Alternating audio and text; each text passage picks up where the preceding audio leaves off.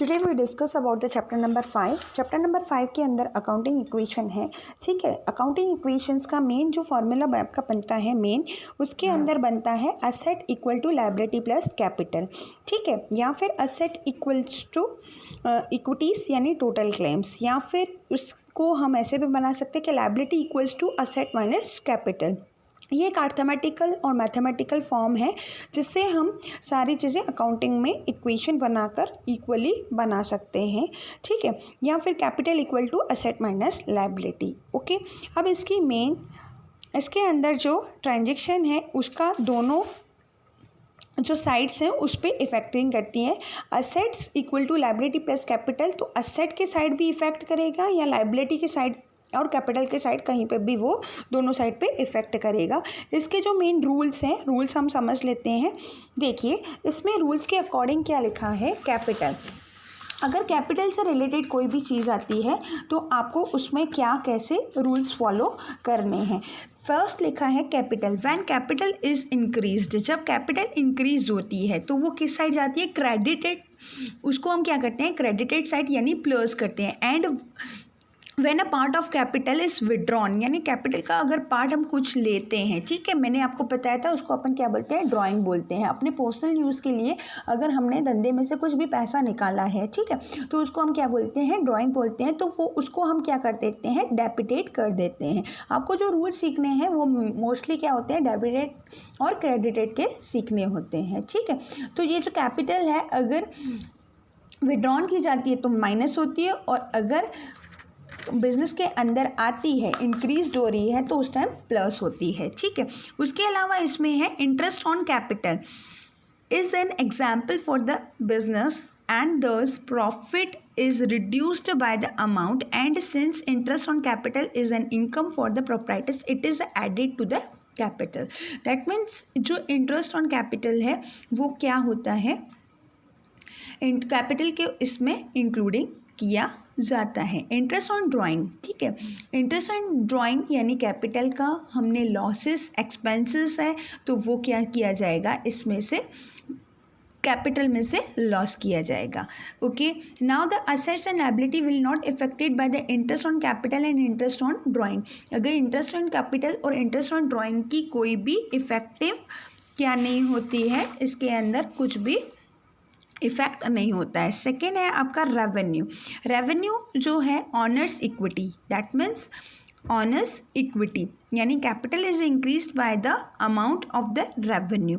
Revenue क्या है, अगर कैपिटल में इंक्रीज्ड होता है, सॉरी, जो अगर रेवेन्यू होती है, रेवेन्यू यानी कि किसी भी तरह के इनकम होती है, प्रॉफिट होता है, वो किस में हम प्लस करेंगे, कैपिटल के अंदर प्लस कर देंगे। Expenses honours equity capital is a decrease by the amount, that means अगर आपको कोई भी किसी भी तरह का जो एक्सपेंसेस हो रहा है, ठीक है, वो एक्सपेंसेस हम किस में से माइनस करते हैं, कैपिटल में से माइनस कर देते हैं। अब इसमें income equal to revenue minus expenses, तो इनकम जो आती है, income is the profit earned during the accounting period, profit increase the owners capital, capital के अंदर प्लस होता है, और लॉस क्या होता है, ऑनर्स की इक्विटी में से माइनस हो जाता है। ओके, अगर प्रॉफिट हो रहा है तो कैपिटल में प्लस होगा, अगर लॉस हो रहा है तो कैपिटल में से माइनस होगा। ठीक है, अब इसके अलावा outsiders equity, that means when liability are increased outsiders equities are credited. जब भी लायबिलिटी अगर बढ़ती है तो लायबिलिटी में क्या करेंगे, हम प्लस करेंगे, और अगर लायबिलिटी घटती है यानी डिक्रीज होती है तो उसको अपन क्या करेंगे, माइनस यानी डेबिटेड करेंगे। जो भी कैपिटल और लायबिलिटी के साइडेड जितनी भी चीज़ें अगर डिक्रीज होती हैं, लायबिलिटी और कैपिटल की साइड जितनी भी चीज़ें अगर डिक्रीज होती हैं तो उसको हम क्या करते हैं, डेबिट करते हैं, दैट मीन्स माइनस करते हैं। और अगर लायबिलिटी और कैपिटल की साइड की जितनी भी चीज़ें इंक्रीज होती है तो हम उसको क्या करते हैं, प्लस, और उसको क्या करते हैं, क्रेडिटेड साइड में लिखते हैं। उसके बाद आपका आता है असेट। फिफ्थ पॉइंट्स क्या है जो रूल्स में, असेट, अगर असेट्स के साइड में कुछ भी चीज़ें इंक्रीज होती हैं तो उसको अपन क्या करते हैं, डेबिटेड करते हैं और प्लस करते हैं। इंक्रीज का मतलब क्या होता है, प्लस, और डिक्रीज का मतलब माइनस होता है। बट असेट के साइड अगर कोई भी चीज़ें इंक्रीज होती है उसको अपन क्या करते हैं, डेबिटेड साइड। मैंने आपको पहले क्या बताया, कैपिटल और लायबिलिटी की साइड अगर इंक्रीज होती है तो हम उसको क्या करते हैं, क्रेडिट साइड करते हैं, और अगर एसेट साइड के अंदर चीज़ें इंक्रीज़ होती हैं वो तो किसके साइड आती हैं, आपकी डेबिट साइड आ जाती हैं, और अगर डिक्रीज़ होती है तो वो क्रेडिट साइड में लिखी जाती है, माइनस हो जाती है।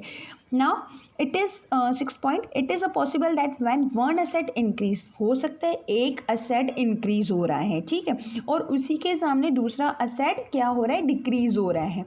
तो उसमें अपन क्या करेंगे, इस एक साइड को अपन चीज़ों को क्या करेंगे, इंक्रीज़ करेंगे असेट के साइड ही, और असेट में से ही एक बार प्लस करेंगे और असेट में से ही माइनस करेंगे। इसका एक एग्जांपल इसमें दिया गया है कि मैंने फर्नीचर खरीदा, ठीक है, तो फर्नीचर आपका क्या है, असेट है, फर्नीचर आपकी क्या है, असेट है, ठीक है, तो खरीदा, उसके बिहाफ में आपने क्या पेमेंट किया, कैश, तो कैश भी क्या है, असेट है। फर्नीचर किस तरफ की असेट है, फिक्स असेट है, बट जो आपकी दूसरी असेट है, ठीक है, कैश, वो कौन सी करंट एसेट है, ठीक है, कैश क्या होता है, डे बाय डे चेंजेस होते रहते हैं, बट फर्नीचर जो क्या है कि लॉन्ग टर्म्स तक वो चेंजेस नहीं होते। तो हम क्या करेंगे, फर्नीचर में ऐड कर देंगे और कैश में से लेस कर देंगे। अब 7 पॉइंट है आपका, it is possible that one assets decrease, अब हो सकता है, पॉसिबल है कि एक असेट डिक्रीज हो और अदर हैंड दूसरी असेट इंक्रीज हो। तो जैसे फर्नीचर का मैंने क्या किया, जो पुराना फर्नीचर था उसको बेच दिया, तो उसके बिहाफ में मेरे पास क्या आ जाएगा, कैश आ जाएगा,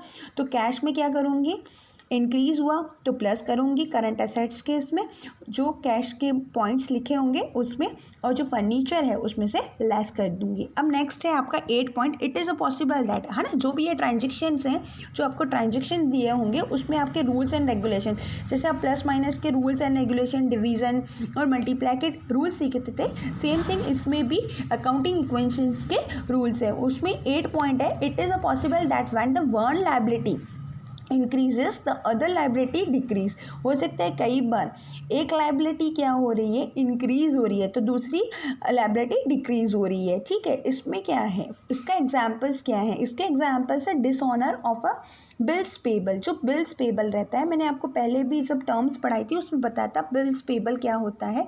बिल्स पेबल वो होता है कि आपने अगर किसी से माल ख़रीदा है, ठीक है, तो सामने वाला आपका क्या हुआ, क्रेडिटर हुआ, उधार में माल ख़रीदा है, आपने उसको पैसा न देते हुए आपने उसको क्या दिया है, आपने उसको बिल्स पेबल दिया है, दैट मीन्स प्रॉमिस किया है कि मैं आपको पैसा इन फ्यूचर दूंगा, 2 महीने बाद, 3 महीने बाद, उसके लिए आपने एक नोट बना के दिया है जो कि स्टैम्प्स पे बना हुआ होता है, उसको हम बोलते हैं बिल्स पेबल, ठीक है। तो एक तरह क्या हुआ, बिल्स पेबल डिसऑनर हो गया। डिसऑनर हुआ मतलब, डिसऑनर का मतलब क्या होता है कि उस तारीख पर वो पैसा चुकाया नहीं गया है, ठीक है, उस तारीख पर पैसा चुकाया नहीं गया है, उसको हम बोलते हैं डिसऑनर। अब जैसे चेक, आपका चेक क्या होता है, डिसऑनर हो जाता है, यानी बाउंस हो जाता है, तो क्या होता है कि आपका चेक बाउंस हुआ, तो उस क्रेडिटर को आपने क्या सोचा था, चेक देके कि मैं निश्चिंत हो गया, पर अगर बाउंस हो जाता है किसी भी कारणवश, आपकी सिग्नेचर गलत है या आपने चेक बनाने में कुछ गलती की है या अनसफिशिएंट बैलेंस है, उसके कारण आपका चेक क्या हो गया, बाउंस हो गया है, ओके। तो उस कंडीशंस पे क्या होगा, क्या वो क्रेडिटर लेस होगा, नहीं, इस तरफ से क्या हो गया, क्रेडिटर बढ़ जाएंगे और बिल्स पेबल घट जाएंगे, ठीक है। अब नेक्स्ट है 9th पॉइंट, जो रूल्स है, it is a possible one liability decrease, कहीं एक लायबिलिटी डिक्रीज होगी तो दूसरी तरफ दूसरी लायबिलिटी इंक्रीज होगी। सेम थिंग इसमें ही ऐसा होता है कि creditors were made payment for by expecting a bills payable. Same thing मैंने आपको यही चीज़ बताई कि क्रेडिटर को अगर मैंने क्या किया, एक प्रॉमिसरी नोट दिया है, उस प्रॉमिसरी नोट को अपन क्या बोलते हैं, बिल्स पेबल देते हैं। मैंने पैसा ना देते हुए उसको क्या दे दिया, एक प्रॉमिसरी नोट बिल्स पेबल लिखकर दे दिया, जो एक्सेप्ट किया गया क्रेडिटर्स के द्वारा। तो क्रेडिटर्स तो लेस हो गए क्योंकि मैंने क्रेडिटर्स को पैसा नहीं दिया, पर क्या दिया, बिल्स पेबल। पर बिल्स पेबल भी मेरी क्या है, एक लायबिलिटी है, तो आपको आपके अकाउंट्स में बिल्स पेबल भी शो करने रहते हैं। तो एक तरफ क्या हुआ, लायबिलिटी क्रेडिटर्स घटे हैं, ठीक है, घटे हैं, और दूसरी तरफ क्या हुआ है, आपके क्या बढ़े हैं, आपके ये हाँ बिल्स पेबल बढ़ गए हैं। फिर नेक्स्ट रूल्स है कि एक तरफ क्या हो रहा है, it is possible that when the asset is increase liability also increase. एक तरफ असेट इंक्रीज हो रही है तो लायबिलिटी भी इंक्रीज हो रही है। जैसे फॉर एग्जांपल फर्नीचर का ही हम ले रहे हैं, फर्नीचर आपने खरीदा, ठीक है, पर उसके बिहाफ में आपने कैश नहीं चुकाया है, आपने क्या उधार में खरीदा है, तो फर्नीचर यानी असेट बढ़ा, ठीक है, इंक्रीज हुआ, और इधर आपके लायबिलिटी भी बढ़ी यानी क्रेडिटर्स भी बढ़े, आपको बाद में पैसा चुकाना है तो क्रेडिटर्स भी बढ़े। Both sides will be increase, दोनों चीज़ें आपकी चीज़ें इंक्रीज हो रही हैं। नेक्स्ट आपका क्या है, it is possible that when the asset decrease, कई बार क्या होता है असेट डिक्रीज हो रही है तो सामने लायबिलिटी भी डिक्रीज हो रही है, ठीक है। जैसे फॉर एग्जांपल्स आपने क्रेडिटर्स को पेमेंट्स किए हैं, ठीक है, जो क्रेडिटर आपके फर्नीचर के अकर्ड हुए थे, है ना, जो अभी हुए हैं, उसको आपने क्या किया है, पेमेंट किया। अब कैश क्या हुआ, घटा, यानी असेट घटा आपका, और सामने लायबिलिटी दैट मीन्स क्रेडिटर्स भी घटे क्योंकि क्रेडिटर्स को मैंने पेमेंट कर दिया, तो असेट भी घट रहा है और इधर आपकी लायबिलिटी भी घट रही है। दोनों चीज़ें ऐसा पॉसिबल होता है ऐसे ट्रांजेक्शन में। अब 12th पॉइंट जो है, एन इंक्रीज इन असेट, हो सकता है असेट में इंक्रीज हो without a corresponding increase in a liability और a corresponding decrease in another asset, means an increase in a capital, ठीक है। Consequently, an increase in a liability without a corresponding increase in asset or a corresponding decrease in another liability indicate decrease in a capital। इसका मतलब क्या होता है, कई बार ऐसी चीज़ें होती हैं कि असेट बढ़ रहा है और इधर लायबिलिटी पे कोई असर नहीं हो रहा है और असेट पे भी कोई असर नहीं हो रहा है, सीधा असर किस पे हो रहा है, कैपिटल पे हो रहा है। इसका एक एग्जांपल आपको मैं बता रही हूँ, यहाँ पर नहीं दिया गया है। फॉर एग्जांपल, ठीक है, आपका खुद का पर्सनल जो कार था, ठीक है, पर्सनल कार, कैपिटल का मतलब क्या होता है, जो ऑनर अपने, पहले कैपिटल का मतलब फिर से मैं आपको एक बार रिपीट कर रही हूँ, कैपिटल मीन्स व्हाट, जो ऑनर के द्वारा जितनी भी चीज़ें क्या लगाई जाती हैं अपने बिजनेस में, अपने धंधे में लगाई जाती हैं, ऑनर मालिक के द्वारा, वो क्या बन जाती है, कैपिटल बन जाती है, ठीक है। तो अब इस कैपिटल का एक एग्जाम्पल क्या होगा, अब देखिए क्या होता है।